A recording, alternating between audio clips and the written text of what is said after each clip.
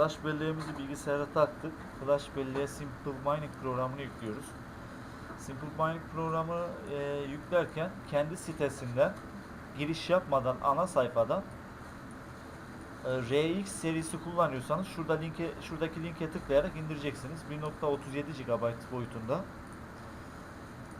İndirme işlemini başlattık.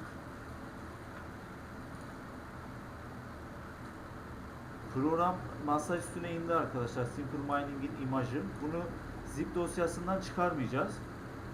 Flash belleği bilgisayarınıza takın. Önce imaj dosyasını seçin masa üstünde. Yani zipten çıkarmadan. Daha sonra aktaracağınız flash dosyasını seçin. Sonra flash tuşuna tıklayıp işlemi gerçekleştirin. İşlem tamamlandıktan sonra arkadaşlar flash belleği çıkartıp yeniden takıyoruz. Flash belleği taktıktan sonra içinde config dosyasını göreceksiniz. Config dosyasına çift tıklayıp Simple Mining'in bağlı olduğu mail adresini buraya yazacaksınız. Bu mail adresi ile size bağlı hesaba doğrudan mining çalışmış olacak.